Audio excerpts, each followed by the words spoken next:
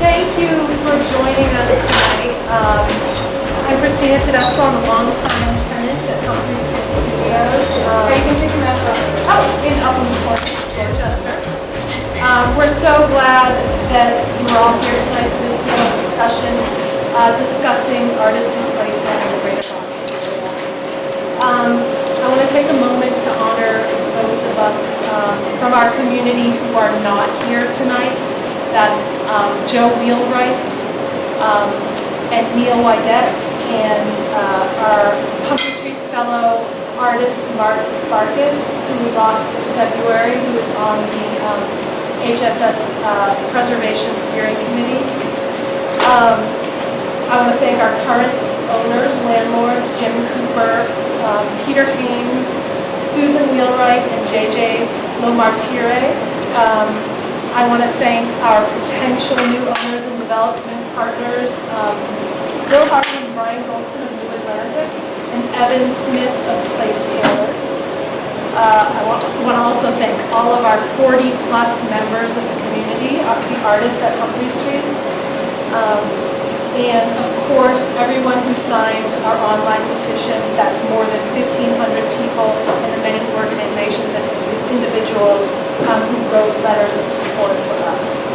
A few housekeeping notes. We do have a restroom, and it's around the corner here. There are also handouts that I see a lot of you have gotten already on your seats.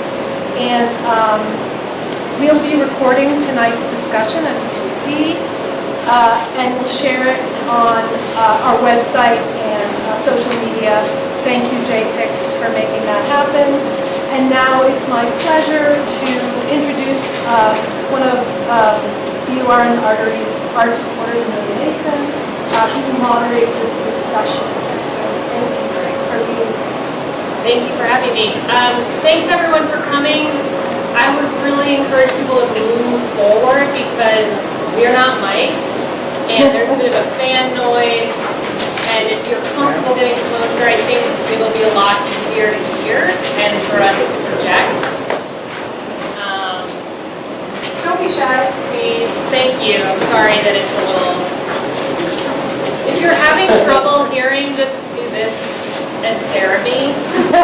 And I'll try to make everybody yell a little more. So we're here today to talk about the problem of artist displacement in Boston. Pretty familiar issue at this point. We all know it. Property values skyrocketing. Artists can no longer afford to live here, and studio rehearsal and communal artist spaces that were once affordable to rent get sold or developed, and so artists leave. Thank you for turning that off. It's way better. But we're also here because of the story told in this exhibition. When the artists at Humphreys Street Studios found out that the property was going to be sold, they organized. They looked for solutions. And they're on track, fingers crossed, to hopefully purchase a property with the help of mission-driven developers who would develop the property without displacing the artists. Let's hear it.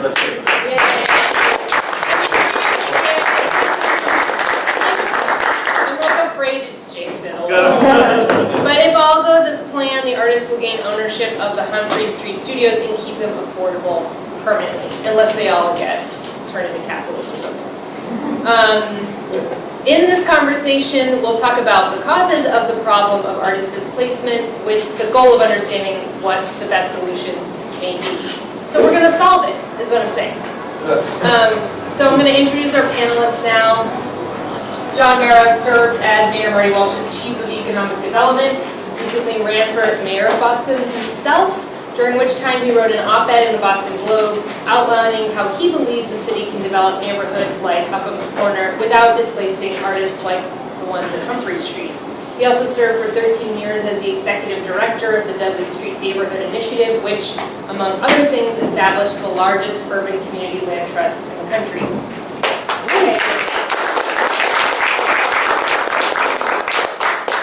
Cara Elliot Ortega is Boston's Chief of Arts and Culture. In that role, she's tasked with implementing Boston Creates, which is Boston's 10-year cultural plan, which is very much concerned with keeping artists in the city of Boston.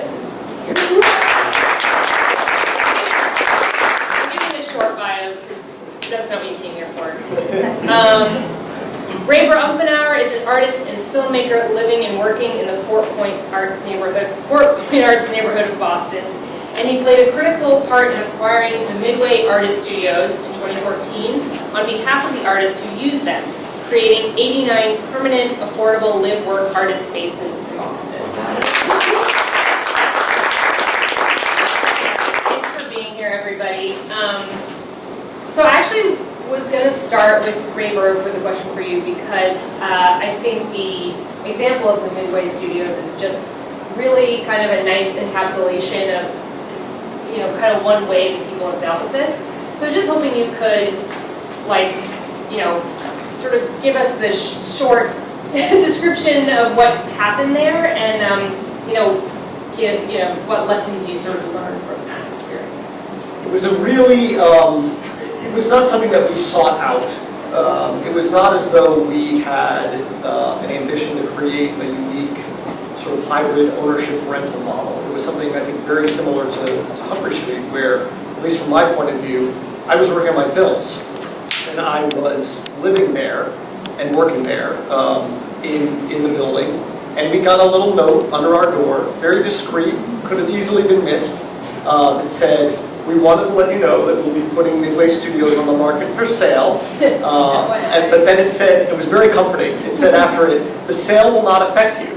Don't worry, your pretty little heads, the sale will not affect you. And I kind of looked at it and at first just thought, as soon as somebody says like the sale will not affect you, maybe this is the time to sort of spring into action. And it was interesting that just prior to that, you know, there was a space that was in the ground floor of the building that had always intended to be a theater space. It's a large 14,000 square foot space. And a few years earlier, the previous owner of the building had attempted to lease it to a helmet manufacturing company.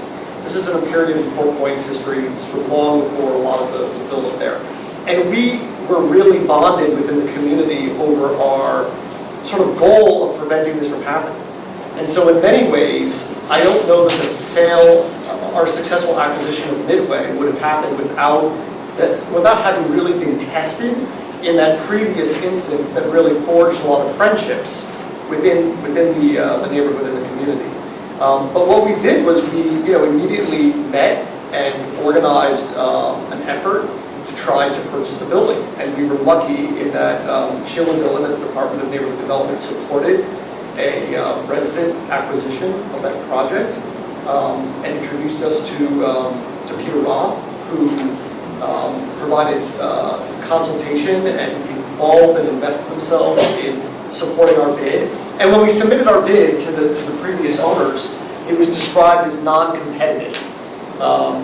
You know, they wanted to take the $27.5 million offer that they were getting from another developer. And we knew that the gap between what we were offering, which was $20 million, and $27.5, which was what this other offer, that delta between those two numbers was going to be financed by increasing rents.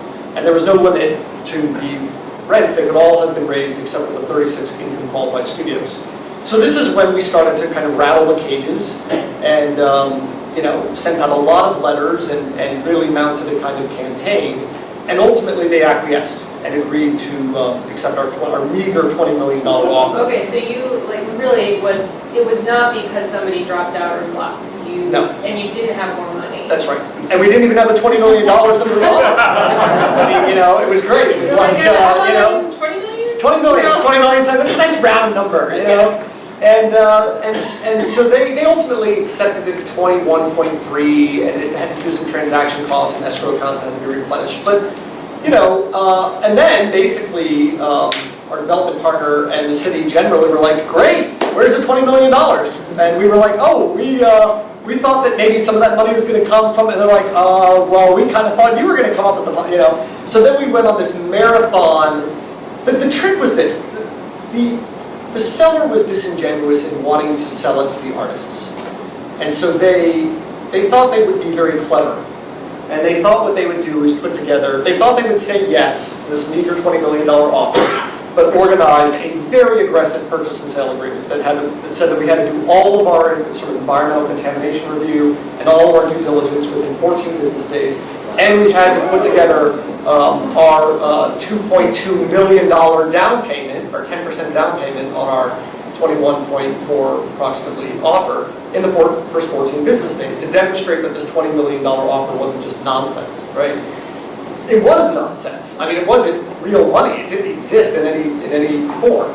So, but we just took it one step at a time, and then over the course of about 18-hour days, for, you know, what some residents said, those were great. We had meetings every week and every day, and it was wonderful. And it was some of the most painful days of our lives for people who had kind of instigated this movement, because we were up for 18 or 20 hours a day, raising this money hand over fist so that we would have our, you know, our $2.2 million that we could put forward. And we needed to raise enough money to demonstrate to ourselves that we could actually close the transaction, because we were not going to take our friends and our colleagues and our loved ones' money and involve it in this transaction that we couldn't actually close.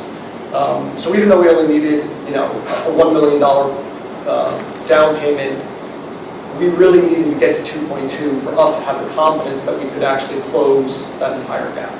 And once we were able to do that, we were then able to get $3 million from Boston Community Capital, who all of a sudden felt confident in the transaction being able to close.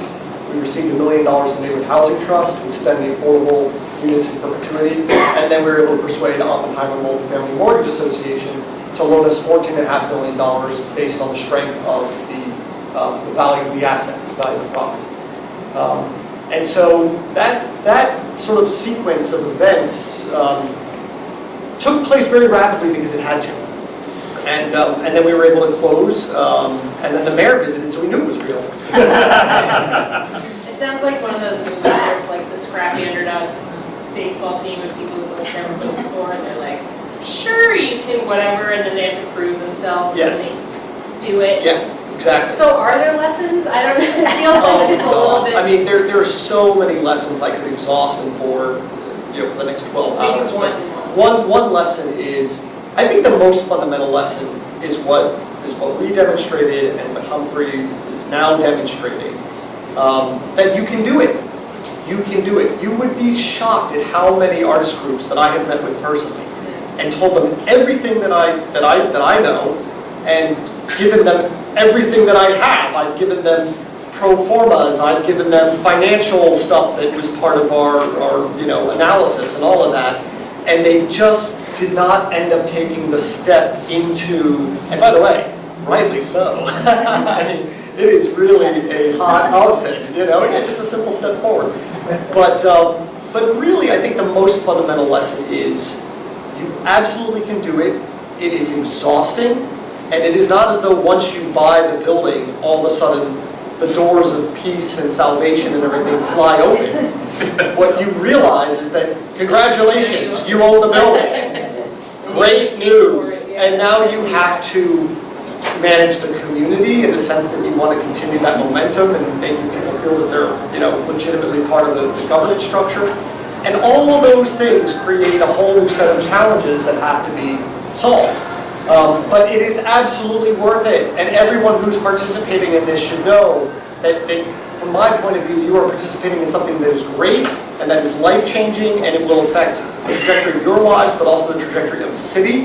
And it is a narrative that you're contributing to that will empower other people to begin to take action to control their futures. And that is very, very exciting. So congratulations to all.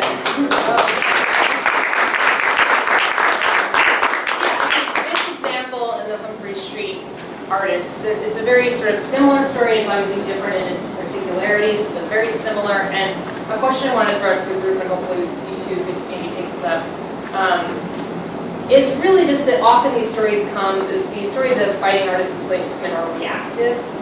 They are in reaction to a crisis, and so many things have to go right against so many odds for it to work, and there are probably, sadly, way more tales of failure that we just don't hear about, or we do actually, but we don't know what they tried to do really. So I just wondered if folks had ideas about how, you know, in an ideal world, how would we get ahead of this problem? So I think part of why we're reactive, and we've been better at being reactive, so I don't want to undersell that. Like, we do hear from the network of artists and artist buildings that we've gotten better and better in touch with and working with when something seems like it's amiss, and that's important because it does give us more and more time to be helpful and try to step in. But the reason that we can't be as proactive as we want to be is that we don't have, I think, three kind of basic things. One is the money. So if you're going to do anything to actually get involved in any situation with a facility, there has to be funds to acquire or lend or do something to actually be able to intervene and be taken seriously. The second part is the capacity. So, I mean, you've heard stories about artists who are just like killing themselves trying to figure out how to do something with the building, and yeah, a small, short timeline because the building's been sold doesn't help, but I think sometimes we think that an artist building is like a, perfectly sustained community, and a lot of times it's only when the sale happens that people start saying, hey, who's my neighbor, next door in this building? Like, do we have a commonality here? Like, who's going to kind of join in this organizing effort? So they're not necessarily already organized spaces, and how do we actually support artist buildings and communities being organized together in anticipation of something like that happening? What does that look like? And then I think the third thing is the actual mechanism to intervene. So in other cities that are doing a little bit of a better job of this, they have an entity, and it might be kind of half in the city or entirely outside of the city, that's tasked with actually holding the property, helping in these situations, being proactive about looking at where these cultural assets are, and they have the real estate expertise as well as the funding to actually step in and be that body that can actually be like a real estate holding entity. And that's just like a mechanism that we don't really have in the city of Boston. Yeah, no, John, you've advocated for such an entity, right? Yeah, agreeing 100% with what's missing. That entity is missing. Let me just go back just Sure, to yeah. 2014, the Midway Studios conversation. So internally, we're like supportive. We were also looking around like, we have nothing here to help you, right? So I'm sure you heard the message from us, like we're supportive. I mean, you probably left those meetings like, the city's got to have money. They're going to bring money to this, right? They're going to help us with the $20 million. We're inside like, there's no pot of money, right? Nothing dedicated to this. I remember Joyce and I saying to Sheila, like, you gotta change what we use the money for, right? I can't just do that, right? These things have restrictions and uses and things, right? So the money, it's not that the money's not there. The money needs to be dedicated to this, right? So we need to, as government, as a community here in Boston, government, philanthropy, business, begin to allocate the funding necessary to keep arts in place, right? So I want to say the money's there.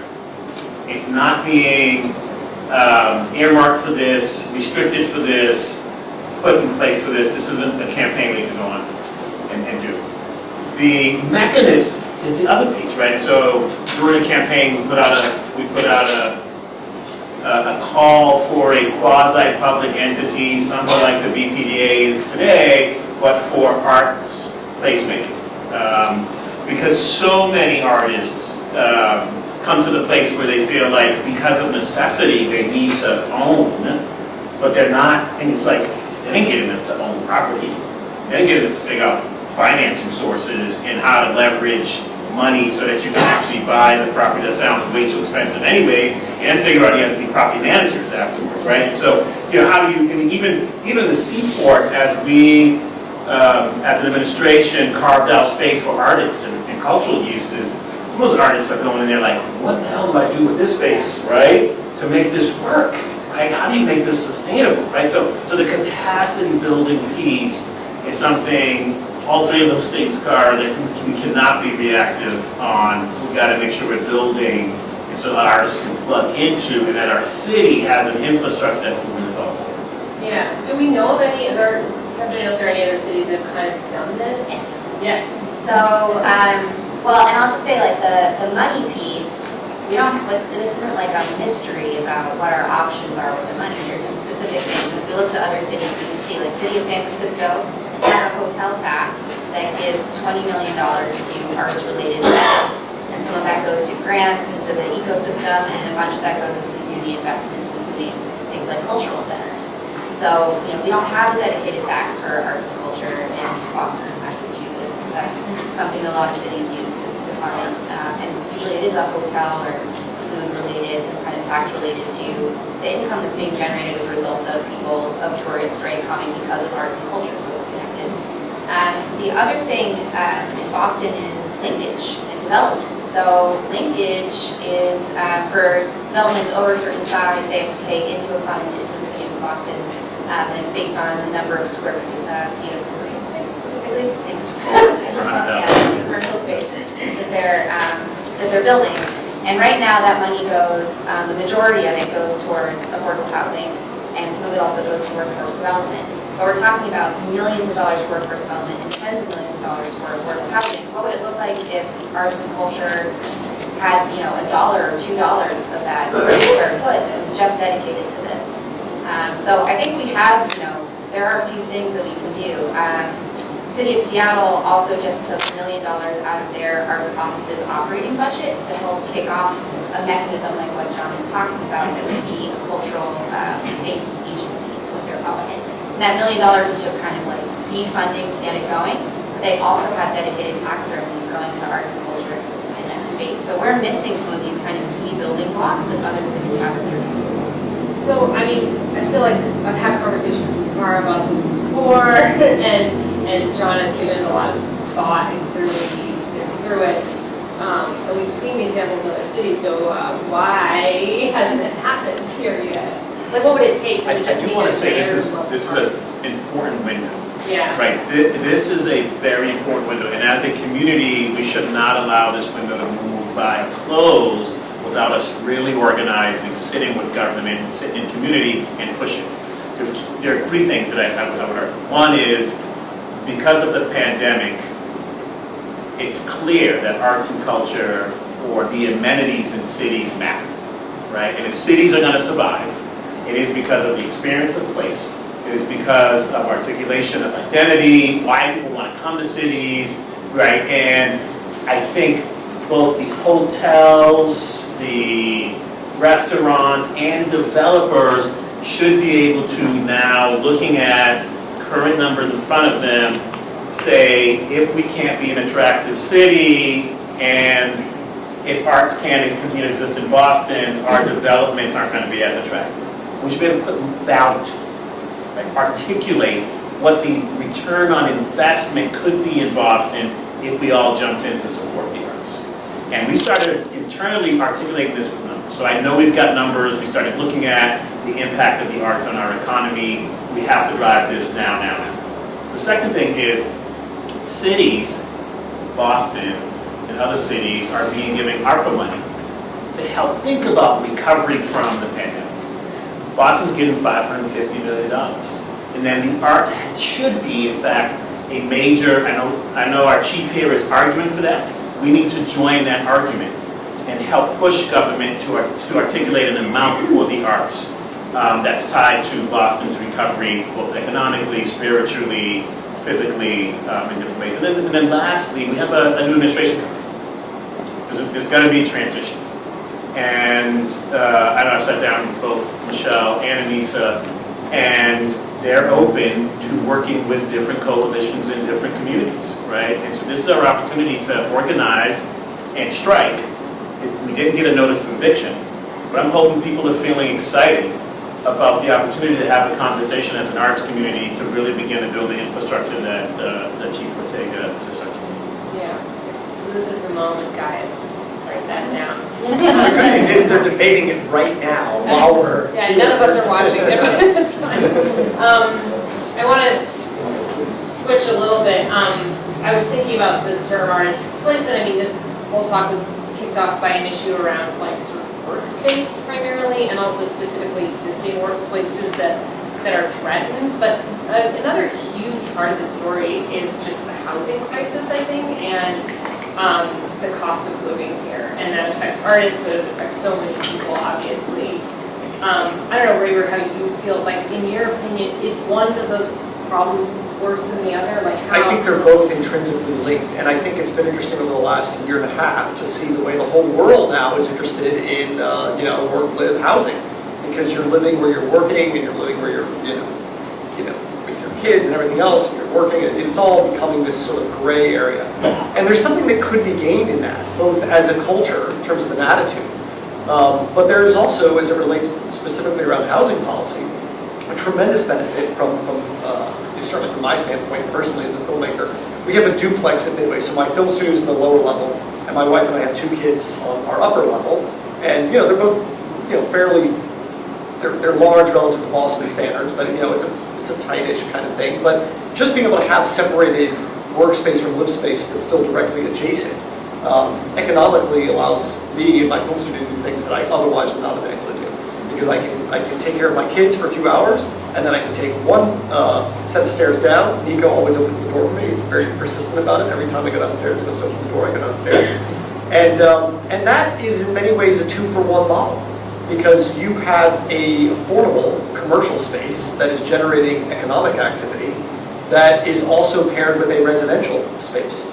So we've been advocating for more artist housing generally in Boston, and specifically on a project that is being built by Related Deal on the channel. And we were meeting with some elected officials, and the way that we characterized it to them was we said, look, the cost of building commercial space for artists relative to the cost of building work-live space is so much greater to build commercial space. Not that we don't need just workspace or just commercial space or just space where people can transact business, but you can get a lot of benefit economically out of having those 2 things combined.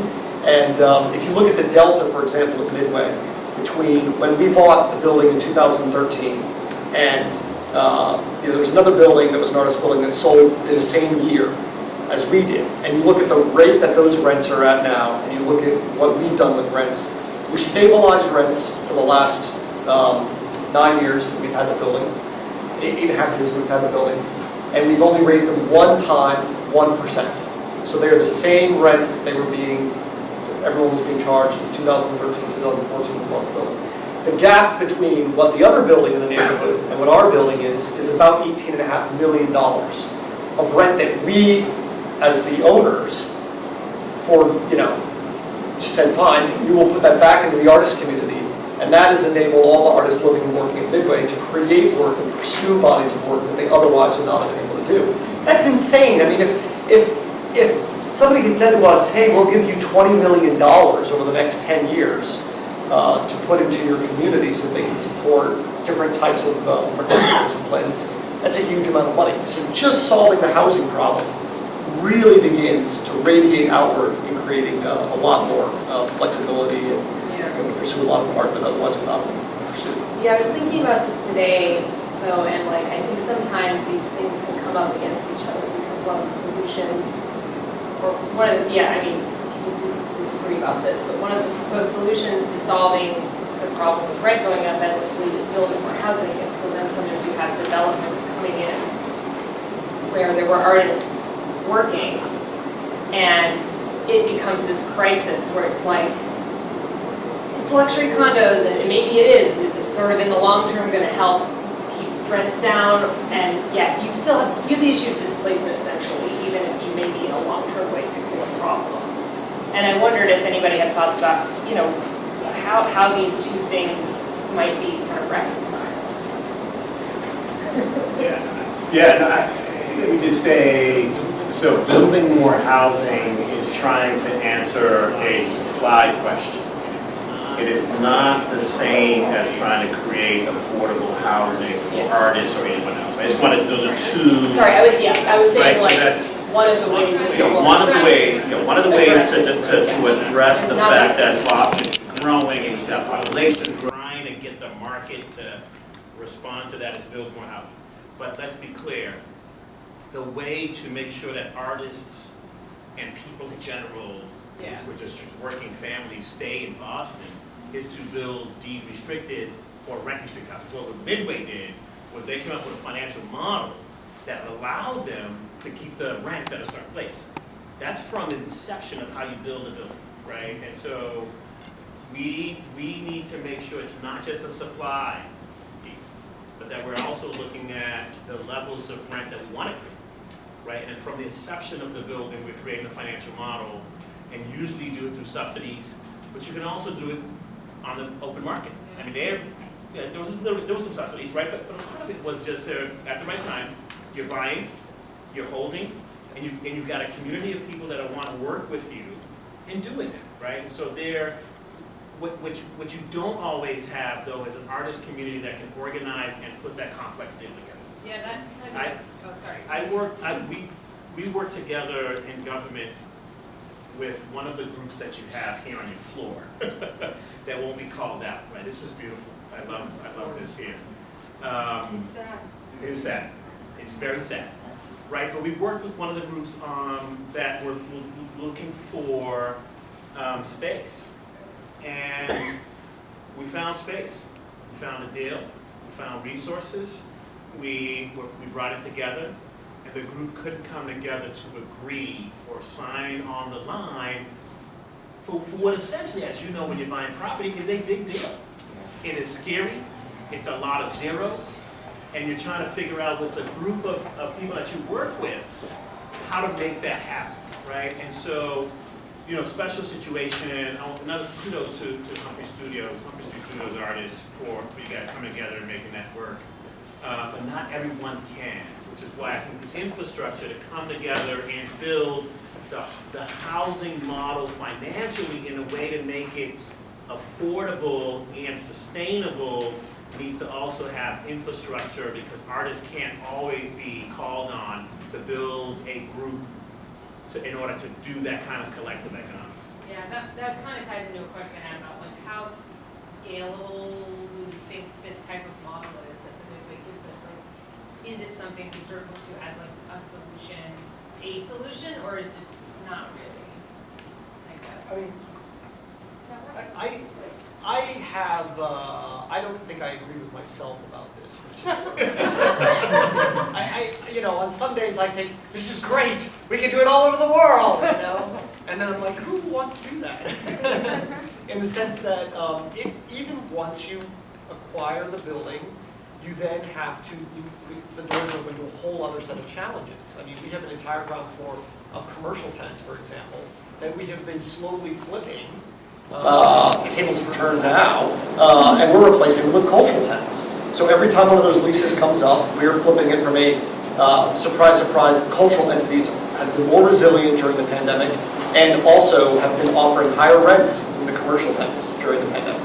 So this illusion that there aren't cultural commercial tenants out there is a myth perpetuated, I think, unwittingly, because it's not rooted, at least in our experience, in evidence. But I think there are many elements from what has happened, in Midway and in many other places that absolutely can be replicated. I think it's about creating custom situations that address the specific needs of each of those communities and situations. Because sometimes you're in a benign owner situation, which is similar to what it sounds like has happened at Humphreys Street, which is, and then the property changes hands, and then there's a change. Something has changed, a motivation has changed, a reason for allowing artists to stay there has changed. And I think that the goal would be, I think as Cara and John are reflecting, to create mechanisms where that can be long-term, so that you're not just shifting artists out of Boston or even internally within Boston. I think I went to 7 different studios between Providence and Boston before I finally settled in one, and that kind of moving every time you're building out your space is very expensive and very, a lot of overhead. I do think that, it takes a lot of, I'm just going to the money mechanism piece of it, even when you have what San Francisco has in the Community Art Stabilization Trust, which is the name of their mechanism. They're still doing, 2 really expensive long-term projects at a time, right? So one theater project and one other project. So even when you have that thing, it's not like suddenly that solves all problems for everybody, and it takes a lot of capital. But I do think that there's this kind of overlooked thing with capacity and growing people's capacity. Not every artist wants to figure out how to buy and run their own building, but there are a lot of people who do want to figure that out. And I think we should be doing a lot more to support them and growing their leadership and their ability to then get investment and be able to run some of these things wherever they are, right? Whatever the issue is that they're interested in or whatever building they're attached to. We're going to be piloting next year a program where we actually bring in technical assistance to a group of people like that. and specifically try to grow capacity of folks who want to run these kinds of spaces or put their name on the lease, and help them think about like lease negotiations, fundraising, what's your business model around that space, how are you gonna, what's your governance structure for it, like all these kinds of nitty-gritty things that people wind up dealing with, and then try to match them with specific spaces that are coming up that are affordable cultural spaces through private development. Because right now there are some pockets, there's some spaces that pop up, whether it's like this Chapter 91 space or other kind of community benefit spaces, but we need to also build the pipeline of the people who want to take those on, and even maybe who just want to be the intermediaries, right, and take over that space as a part of what they do, but make it available to somebody else in the arts and culture community. And then the one other thing I would mention is that a lot of this displacement has come from commercial buildings, older industrial buildings being taken down or turned into housing. And it does create like a narrative that, like we were saying, I think is counterproductive to put these things against each other, because we need both. But there is a part of the city right now where housing is not allowed, which is the New Market area, and it's going through a planning process right now. And internally, we've been doing a lot of work to try to say this should be a place for making. It should be a place for cultural production. It's spaces of cultural production, but it's a hard narrative to land. And so I think that I would just point people to that planning process. Honestly, it needs, I think, more engagement along this topic, because it's one area where you don't have to compete with housing, and where there's already industrial space and industrial buildings, and there's also public assets, which is another tool. Right now, the city's working on a few projects of housing with public assets. If we already own the space where a library is going to be, and I've seen about that one, so sorry. If we already own that site and we're going to redevelop that library, why wouldn't we put affordable housing on top of it that we can really control, or other kinds of commercial space where we get to set the terms because it's owned by the city?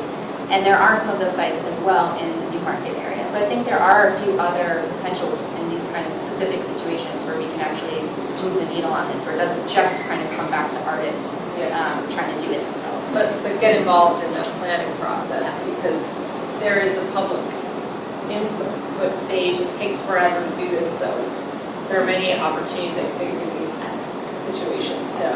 And lab development is the thing that everybody's talking about, including in that area, right? So again, it's kind of like there's a moment where we can say, hey, this can't just be lab. It can't be just lab, but imagine if artists were to take advantage of that gold mine. Right. Two Right, floors so- of a lab building, maybe shall be artist studios. 2 floors of a lab building with free art studios, because the labs can pay for it. Yeah, it's gonna Right, And the linkage Yeah. money for labs is so significantly That's so higher. Yeah. And we are looking really carefully at a pro forma right now for a certain number of labs in Fort Point, that, Boston Business Journal yesterday published an article that Boston is now over 99% leased, fully leased on labs. So you've got let's say it's a 300,000 square foot building, and they're leasing triple net at over $100 a square foot.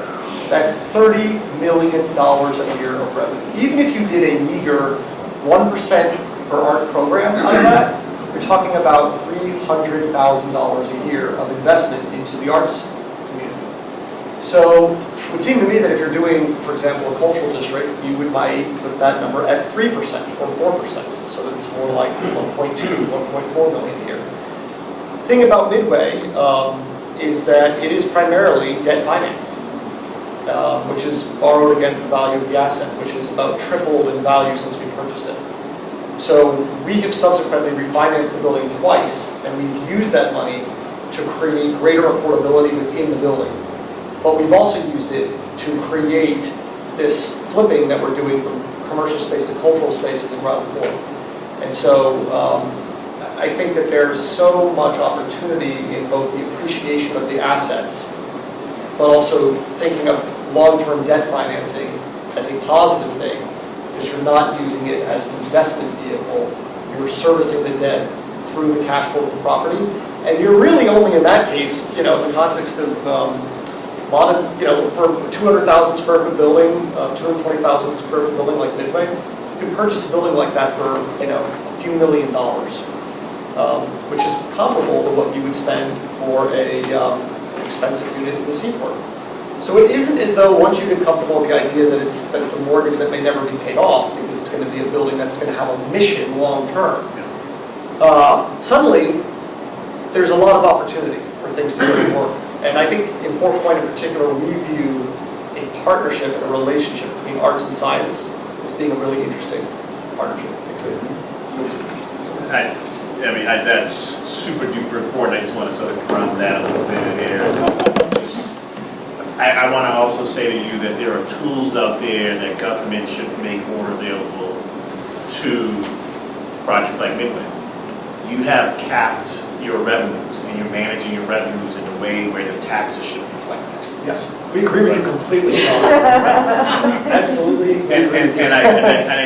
When we started pushing models internally to do this, I'd love to advocate with you to get that done, right? We should, and you can save a lot of money there. I mean, here's another example of that is that we're part of something called the Channel Center Owners Association. And for everyone who's on the CCOA, we love you, we absolutely love you. But we pay 14% into that ownership association. But we also carry all of the affordable units for the entire development parcel. So, and when this has been raised in conversations at the BPDA level, the pushback we get is, well, we don't want to pit, people against each other, so everybody should pay the same percentage. Well, we're revenue capped by design because we have taken on the affordable units. So we should be maintaining our vote share, which is 14% based on our gross floor area, but we should be paying the percentage of our overall price per square foot that we're charging our tenants. That is a perfectly reasonable metric. We're in a situation now in Channel Center where there's development FAR remaining, and they're trying to purchase it at a residential rate to develop lab space, which not only will drive up our price if we want to buy the remaining FAR to add a few more floors on top of Midway, but it will also suppress their price and not allow that money to go back into the It creates a relationship that we need to take away. We need to cap, and I'm willing to work with you on it. One of the things I want to do coming out of the conversations that I've had with artists and this conversation here is, I know Joyce Linehan and I have talked, and we're going to sit down with you on this, Chief, is we want to create a nonprofit, in fact, and maybe move into a quasi format that is actually working with artists to do this.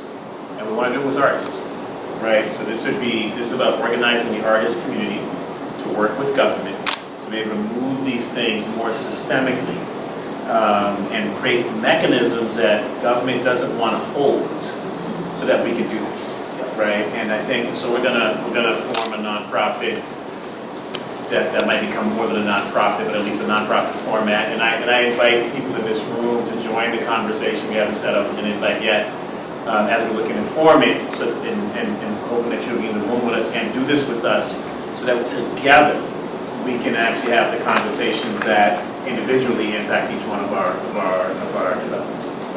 I was going to ask one more question and throw it out to the crowd. And this connects what you were saying, John. A lot of the solutions that have been talked about tonight have to do with changes in policy, changes in government structure. So if you were to give, and you could each answer this, or not everybody has to answer this, but if you were to give an artist in this room wants to get involved and know what to advocate for, what would you suggest they do? What would you suggest they advocate for or get involved in?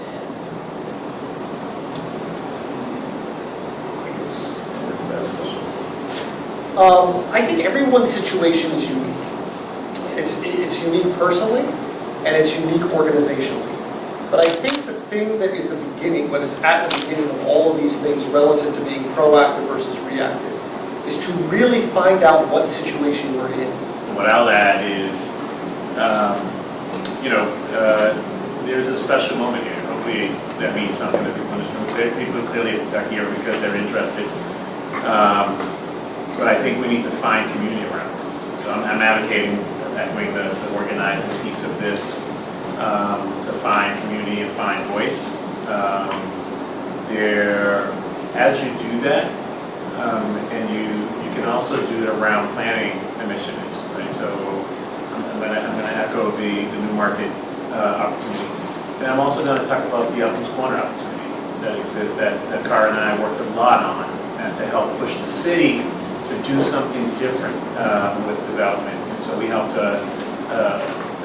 bring together 3.5 acres of land in Upham's Corner, where the mayor allocated about $21 million for a library that's now going to be a mixed-use building, that should have some free cultural space, right? And that should have some really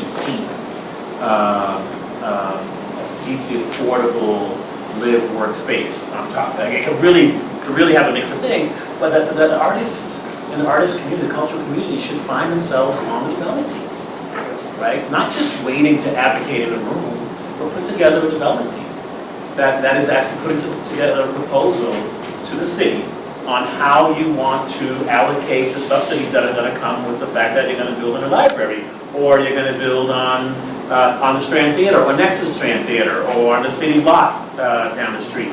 So many opportunities, but artists, and I know it's tough, right, to see yourselves as builders of this city, right, as architects, as designers, as you are creating Boston physically, our neighborhoods, and your art is spilling out in the streets that way. I feel like that's the call for us right now.